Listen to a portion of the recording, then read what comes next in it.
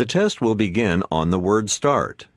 On your mark, get ready, start.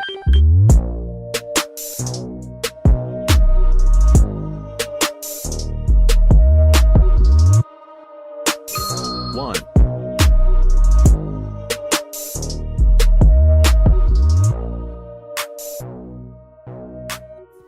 two, Welcome to We Regret to Inform You, a college admissions podcast by students for students. I'm Connor.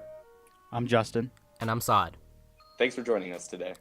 Before we start the episode, I'd like to mention when we posted the first episode to the Applying to College subreddit, we got a bunch of really great feedback from all of you. The main one being that some people were bored with us interviewing people and wanted it to just be us, so it could be a little bit more entertaining. But some other people also liked that we were interviewing people and not giving our probably wrong opinion. So now it's going to be kind of a little bit of both. So some episodes will be us interviewing like admissions officers and consultants and that kind of stuff. And other episodes will be, us talking about our experience in the college admissions process and that kind of stuff. So that's what we're doing today. This week, we're talking about our summers and what we, as rising seniors, plan to do over the summer. But first, we're going to introduce ourselves formally. So go ahead, Justin. All right, so I'm Justin. My planned major right now is philosophy, but I want to go into law after getting my major in philosophy. I'm a rising senior, as we said before, and I live in Southern Illinois. I'm Connor. I'm hoping to major in either computer science or physics, and I live in suburban Massachusetts, close to Boston. I'm Saad. I'm going to major in computer science with a minor in film. I am also a rising senior, and I live in East Tennessee. So we want to pitch something this week, which is called the Summer of Improvement. It's something we've been talking about in the Discord for probably a week now, and something that we want to kind of put out there. So we have a hypothesis in our Discord, which is that for success in your life, you should improve yourself mentally, physically, and emotionally over extended breaks, such as summer breaks. So we want to kind of go off that more. And first, we're going to start with mentally. How should we improve ourselves mentally over this summer? We have three main things that we think that you should do to improve yourself mentally. The first is to read a book, and we're going to talk about that for a second. Connor, what book are you reading this summer, or right now? All right. So I just got into reading again about a week or two ago, basically because I have been exhausted from reading for the entire school year since I'm taking English classes that force me to read books I'm not totally interested in. But I do believe that it's important to your mental health to read stuff that's interesting and that makes a point or that tells us something about the world. So right now, on the recommendation of a YouTuber who you guys probably know because they're all nerds, named CGP Grey, I'm reading a book called Superintelligence by Nick Bostrom. It's basically about the development of artificial intelligence and the future implications of how it could affect our society and how we're meant to go about managing those implications. Okay, so Connor, what's your goal for reading a book? How much do you want to read per day? Do you have a goal for that? I think the best time to read is when you just have a moment of peace and quiet. So for me, it personally makes sense to do it right before bed, especially since it helps to calm your brain down before bed so you can fall asleep easier. If you can read for 30 minutes to an hour before bed, it eventually you'll get into the groove of things. You'll feel like you're learning new information. You'll be happier. You'll be more educated.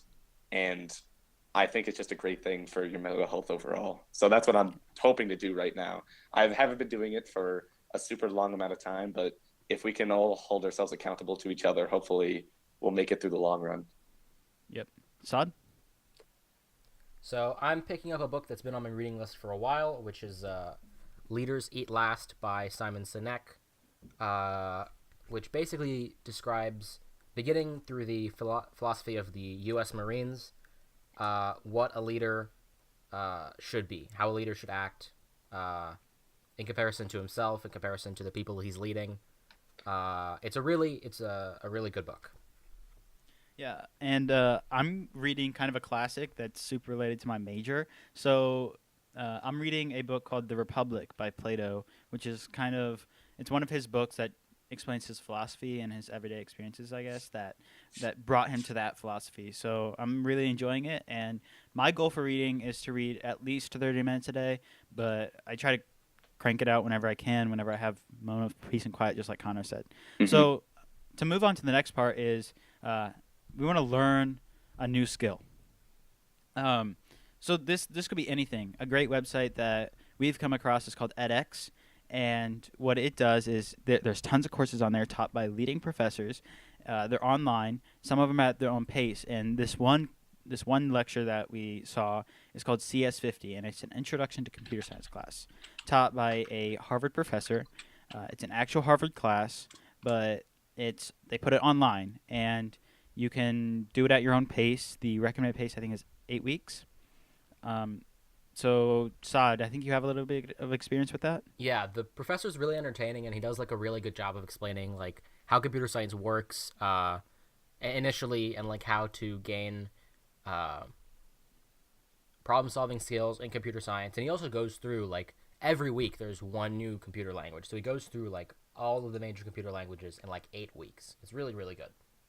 Yeah. So that's just one example. You just want to kind of improve yourself mentally by learning new things, because that's the best way to keep mentally fit over the summer. Is don't just let yourself go into a mode of just gaming and hanging out with friends. While those things are great, emotionally, like we're going to go into later, it's also important to keep learning.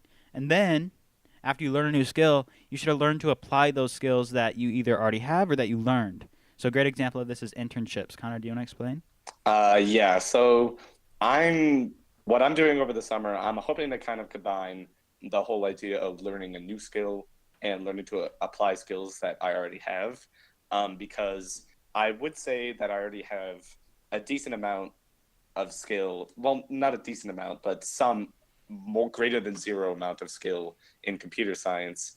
And then over the summer, I have an internship at my school's IT department, where I'm just learning the ropes of basically how an IT department works, how technology departments work in general, especially at schools.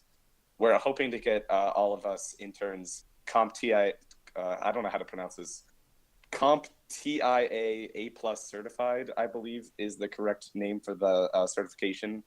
But basically, what I'm hoping to do is learn the new skills of especially how hardware works, and perhaps pick up a new programming language if I'm hardworking enough to actually devote myself to the edX thing.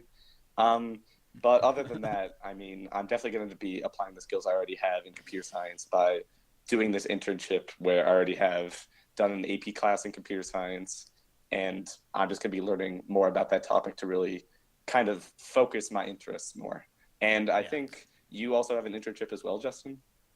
No, I don't, kind of, though. So I'm gonna be involved pretty heavily in a few political campaigns this summer.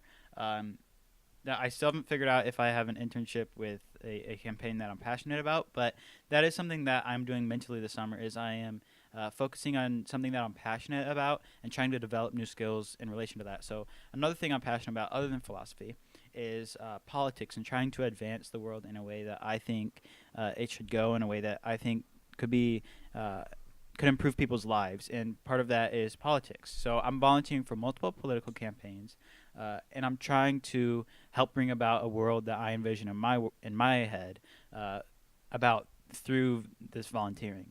That's mentally helping me a lot, and I think that's gonna improve the skills that I already have, such as trying to convince people and letting them know, informing them about different things, especially politics. And Sai, do you have anything to add? Yeah, so in that vein, the midterms are coming up, the 2018 congressional midterms. So like that like this is a really good time to go out and do volunteering for political campaigns, because all of them are super active. Like there's a lot of like summer political campaign internships, like volunteering that you can do now because the midterms are coming up. And also, if you're 18, vote. Yes, Please. I was going to interject right to let my political bias get into the conversation. But if you're turning 18 over the summer, or if you're already 18 and you're listening to this podcast, because I know our target demographic is probably people who are turning 18 maybe soon before the midterms, vote, register to vote, and cast your vote in the government so that the government can be run the way that you hope and want it to be run. And that's all I will say. Yeah, it's the most important thing ever that people have their opinions voiced. Because if you let your opinion not be heard, then you're not exercising your right as an American. That's, I guess, our just political opinions. We should try to keep out of it. But Yeah, I think don't let it's this just, section it's go on for super too long, important. but it Super is important. very important. And It's not super relevant, but it is very If you important. can't vote but still want to get involved in politics, joining a political campaign is a really good way to do that. Because a lot of them are really eager to get high school students to help out with that. Yep. They almost all of them need tons of help to canvass, organize, and do other things. So we want to move on to the next topic now, which is physically. So we've already kind of gone over how we are improving ourselves mentally and how maybe you should take some of those if you want.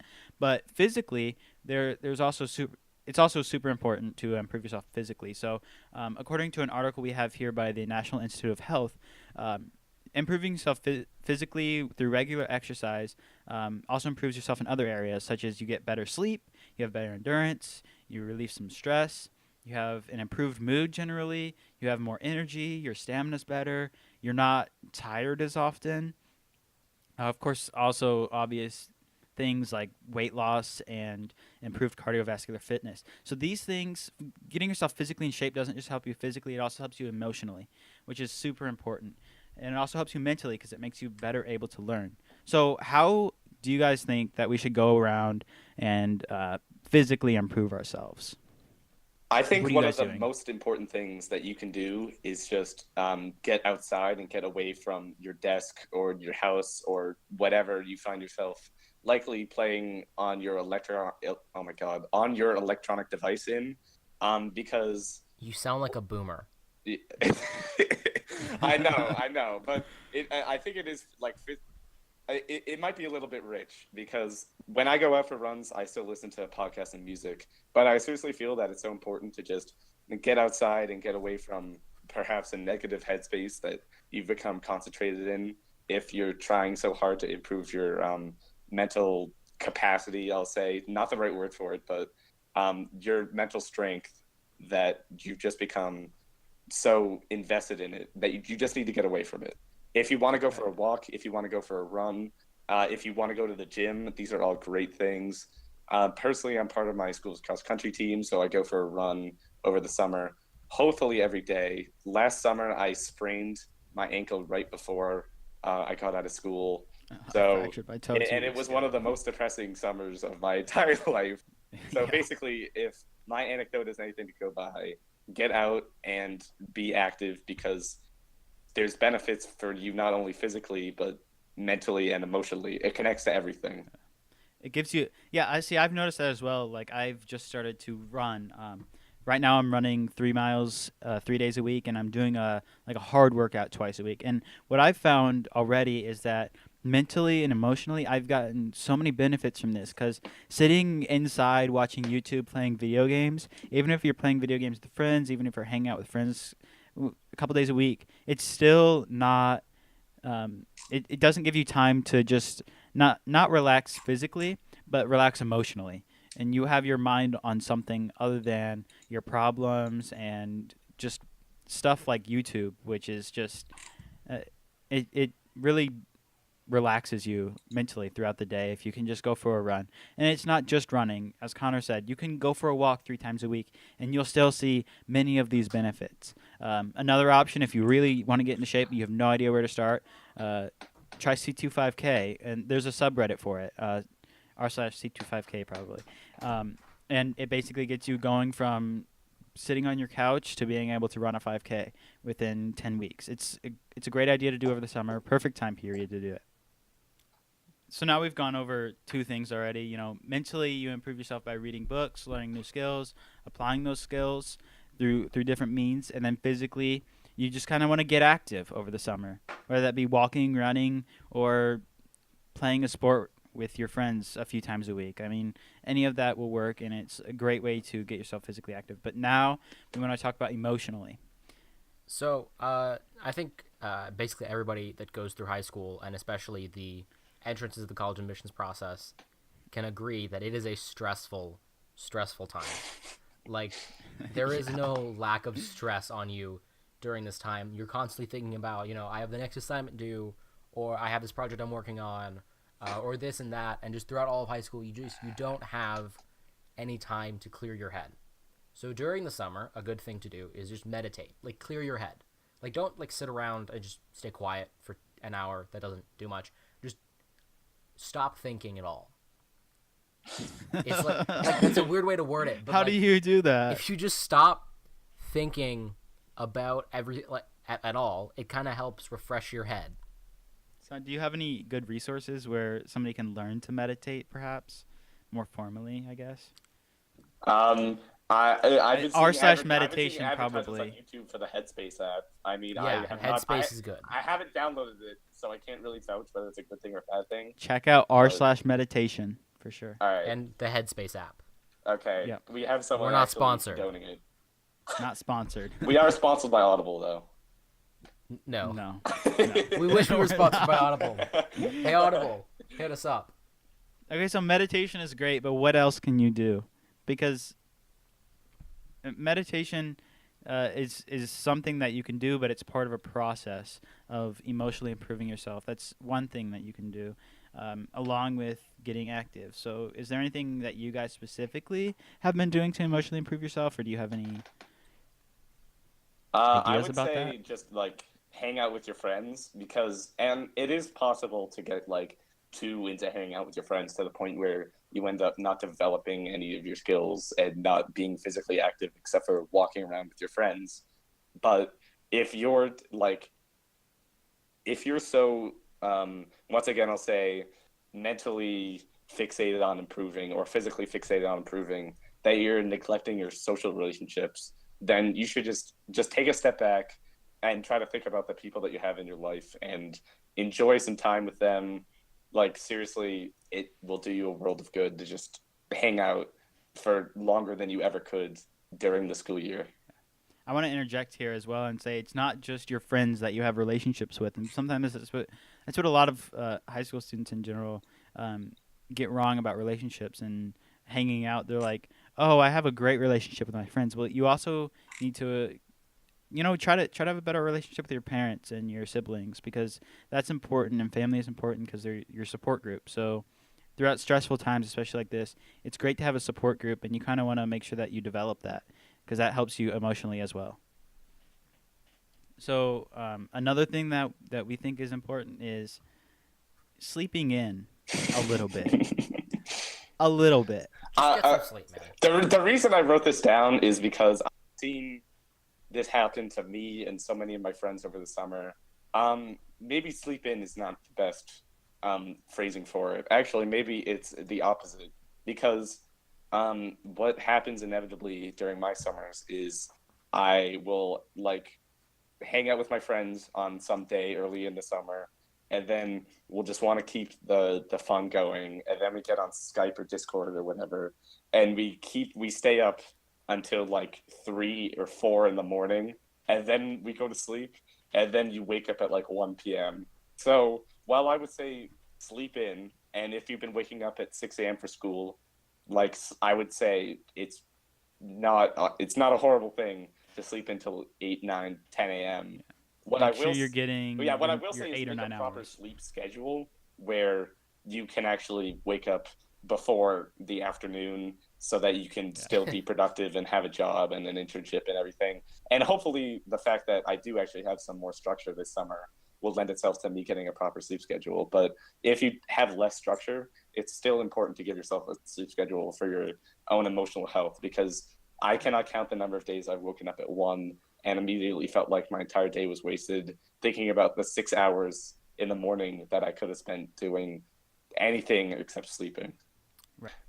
It's not just that your sleep schedule is weird whenever you wake up at 1 a.m. or 1 p.m. or 1 if you wake a.m. up or at 1 12 p.m. It's happened. Yeah, whatever. It's weird, and it's not just that it's weird, and it's not that waking up in the afternoon is bad emotionally and it's bad for making your skills better, but it's also actually bad for your mental health. Like, I don't have studies on hand right now, but having a proper sleep schedule that you stick to consistently is the most important thing for having good sleep.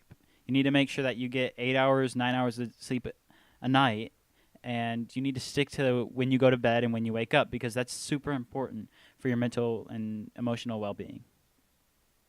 The last one is you need to chill out this summer. Like, You know? okay, what I'll just say about this is, for the first half of this podcast, we were talking a lot about how you can physically and mentally improve yourself. But the reason I think we're putting this at the end is because it's very important that you just, if you focus so much on physically and mentally improving yourself, you are going to burn out. So what I would say is, what you just need to do is don't have any days where you do absolutely nothing. But if you find yourself having a day where, oh, I read for 30 minutes the day before, I read for 45 minutes the day before, oh my God, like I really want to go to sleep. If you read like for 5 minutes and then go to sleep, like you have to be able to make healthy decisions about what's good for you as well.